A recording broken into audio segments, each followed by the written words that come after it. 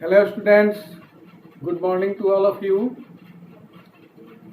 Exercise 8B मैं आप लोगों को पढ़ा रहा हूँ।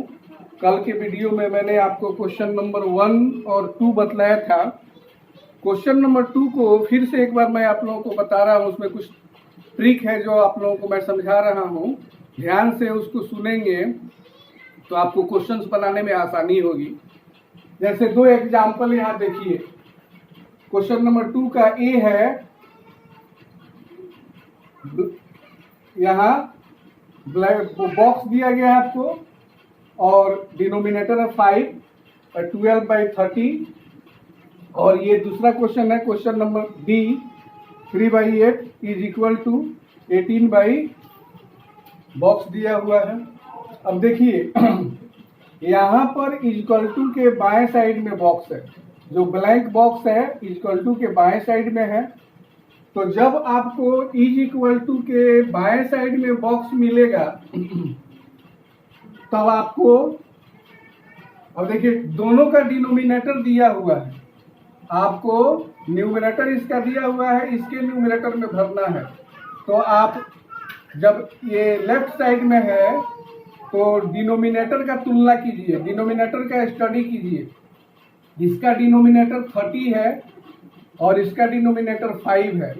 अब आपको एक ऐसा इसमें नंबर भरना है कि दोनों इक्वल हो जाए, दोनों इक्विवेलेंट फ्रैक्शन हो जाए। तो 30, ये 30 है तो ये 5 कैसे होगा?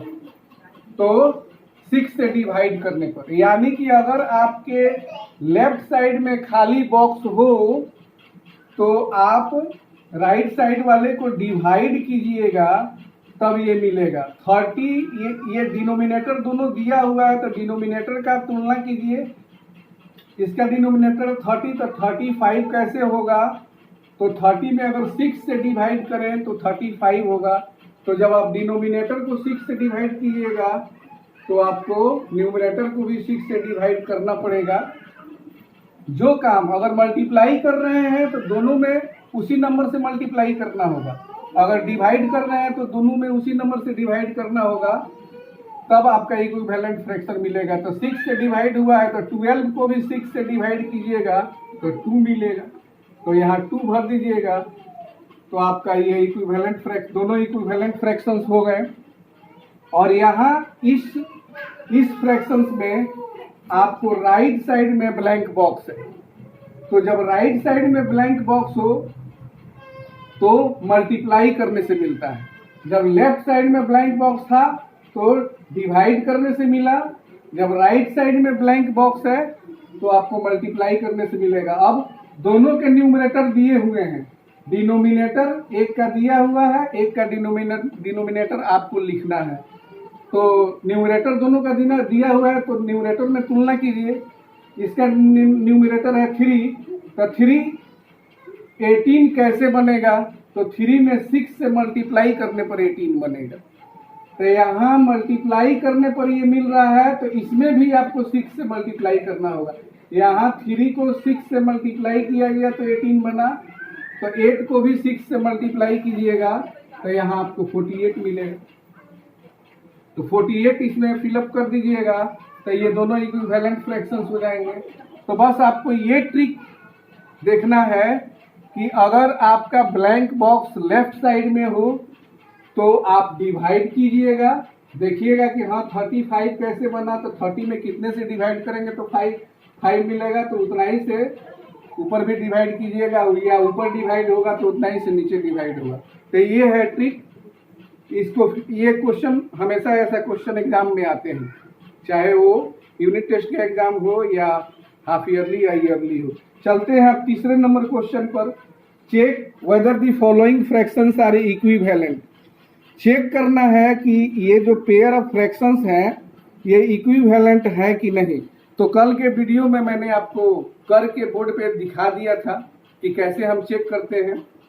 मैंने आपको बताया था कि दोनों फ्रैक्शंस का आप क्रॉस मल्टीप्लिकेशन कीजिए। Cross multiplication means first fraction के न्यूमरेटर से सेकंड फ्रैक्शन के डिनोमिनेटर को और सेकंड फ्रैक्शन के न्यूमरेटर को फर्स्ट फ्रैक्शन के डिनोमिनेटर से क्रॉस मल्टीप्लाई करते हैं। अगर क्रॉस प्रोडक्ट दोनों का सेम हो जाता है तो दोनों इक्विवेलेंट फ्रैक्शन हैं। अगर क्रॉस प्रोडक्ट सेम नहीं होता है तो इक्विवेलेंट फ्रैक्शंस नहीं है। ये कल के वीडियो मैंने आपको बताया था, कल का वीडियो देखिएगा और उसी के अनुसार इसको बनाइएगा। आइए अब क्वेश्चन नंबर 4 पे। क्वेश्चन नंबर 4 है change the following into a fraction having denominator 36। ऐसा क्वेश्चन हमेशा देता है कि कोई फ्रैक्शन दिया हुआ है, उसके डिनोमिनेटर को आपको बदलना है या उसके न्यूमरेटर को बदलना है। अब यहाँ पर ये क्वेश्चन है कि ये फ्रैक्शन दिया हुआ है तो इसको ऐसे फ्रैक्शन में चेंज करना है कि उसका डिनोमिनेटर 36 हो जाए। अब आपको क्वेश्चन नंबर 4 का ए है कि आपको फ्रैक्शन दिया हुआ है 5/6। अब आपको इस फ्रैक्शन को एक ऐसे फ्रैक्शन में कन्वर्ट करना है कि उसका डिनोमिनेटर 36 हो जाए। तो डिनोमिनेटर को 36 होने के लिए क्या करना पड़ेगा? अभी ये डिनोमिनेटर 6 है, ये 36 कैसे बनेगा? तो आपका जवाब आएगा कि 6 को 6 से मल्टीप्लाई करने पर 6 6 जब 36 होता है। तो जब आप डिनोमिनेटर को 6 से, डिनोमिनेटर को तो 6 से मल्टीप्लाई करना ही पड़ेगा क्योंकि डिनोमिनेटर हमको 36 बनाना है, तो हमको न्यूमरेटर को भी 6 से मल्टीप्लाई करना पड़ेगा। तो न्यूमरेटर को भी 6 से मल्टीप्लाई कीजिए, डिनोमिनेटर को भी 6 से मल्टीप्लाई कीजिए। 30/36 ऊपर कुछ भी आ रहा हो, नीचे हमको 36 आ गया क्योंकि इसमें डिनोमिनेटर 36 मांग रहा है। अब प्रत्येक फ्रैक्शन के साथ ऐसा ही करना है कि वो उस फ्रैक्शन का डिनोमिनेटर कैसे 36 हो। और जैसे बी है, बी का डिनोमिनेटर है 18, तो 18 कैसे 36 होगा? तो 18 को 2 से मल्टीप्लाई करने पर 36 होगा। तो आप न्यूमरेटर और डिनोमिनेटर में दोनों में 2 से मल्टीप्लाई कीजिए ऐसे ही और उसको 36 कर दीजिए, तो कन्वर्ट हो गया एक ऐसे फ्रैक्शन में जिसका डिनोमिनेटर 36 है। फिर क्वेश्चन नंबर 5 है कि change the following into a fraction having numerator 30। आपको फ्रैक्शन दिया हुआ है, आपको उस फ्रैक्शन को एक ऐसे फ्रैक्शन में कन्वर्ट करना है कि उसका न्यूमरेटर 30 हो जाए। तो मान लीजिए कि क्वेश्चन नंबर 5 का ए है 2/3। 2/3 एक फ्रैक्शन दिया हुआ है, तो उसके न्यूमरेटर को हमको 30 बनाना है। एक ऐसे फ्रैक्शन में चेंज करना है कि न्यूमरेटर 30 हो जाए। तो 230 कैसे होगा? जब आप सोचिएगा कि 230 कैसे होगा तो आपको आंसर मिलेगा कि 2 को अगर 15 से मल्टीप्लाई किया जाए तो वो 30 हो जाएगा। इसके लिए आपका टेबल स्ट्रॉन्ग होना चाहिए। जिनको टेबल याद नहीं होगा तो जल्दी उनको आंसर नहीं मिलेगा। तो 2 को 30 बनाने के लिए 2 को 15 से मल्टीप्लाई करना होगा। तो 2 को 15 से मल्टीप्लाई किए तो आपको 3 को भी 15 से मल्टीप्लाई करना होगा, क्योंकि जो काम आप डिनोमिनेटर के साथ कीजिएगा वही काम न्यूमरेटर के साथ करना होगा। तो आपका न्यूमरेटर बन गया 30 और नीचे डिनोमिनेटर बन गया 45। तो क्वेश्चन नंबर 5 में न्यूमरेटर 30 मांग रहा था तो 30 हो गया। इसी तरह इसमें और भी फ्रैक्शंस हैं, सबका न्यूमरेटर 30 बनाना है। आप देख लेंगे, जैसे बी है 5/6, इसका न्यूमरेटर कैसे 30 होगा? तो 5 को 6 से मल्टीप्लाई करने पर 30 होगा। तो न्यूमरेटर और डिनोमिनेटर को 6 से मल्टीप्लाई कर देंगे, ये हो जाएगा 30/36। तो ऐसे आप आराम से बना लीजिएगा। क्वेश्चन नंबर 6 है reduce each fraction to its simplest form. प्रत्येक फ्रैक्शन को उसके सिंपलेस्ट फॉर्म में आपको रिड्यूस करना है। ये भी क्वेश्चन मैं कल के वीडियो में आपको बताया था कि कैसे किसी दिए हुए फ्रैक्शंस को हम सिंपलेस्ट फॉर्म में कन्वर्ट करेंगे। मैंने आपको बताया था कि कोई फ्रैक्शन दिया हुआ है, अगर आपको बिना एचसीएफ निकाले अगर ऐसे मुंजवानी हो जाता है कि किस नंबर से न्यूमरेटर और डिनोमिनेटर को डिवाइड करें कि वो सिंपलेस्ट फॉर्म में आ जाए, अगर आपको नहीं आ रहा है तो आप एचसीएफ आपको निकालना पड़ेगा।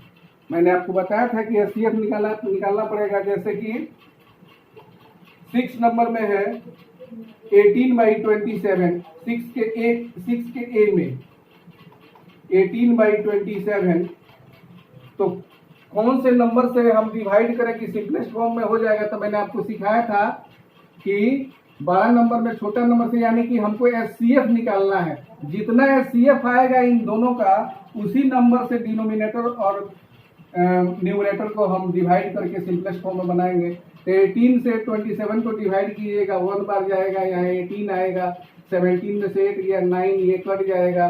फिर 9 से 18 को डिवाइड कीजिएगा, 9 2 जा 18 कट गया, यानी कि 9 जो है इसका एचसीएफ हुआ।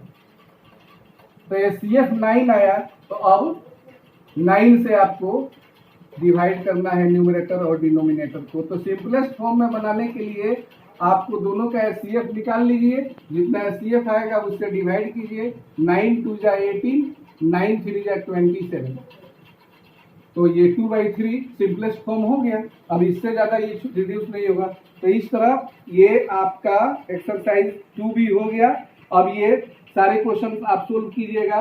तो आज का आपका होमवर्क है कि एक्सरसाइज 8B का क्वेश्चन नंबर 3 से फ्रॉम क्वेश्चन 3 टू क्वेश्चन 6 आप लोग बना लेंगे। कोई प्रॉब्लम हो तो मुझसे कांटेक्ट कीजिएगा। Thank you.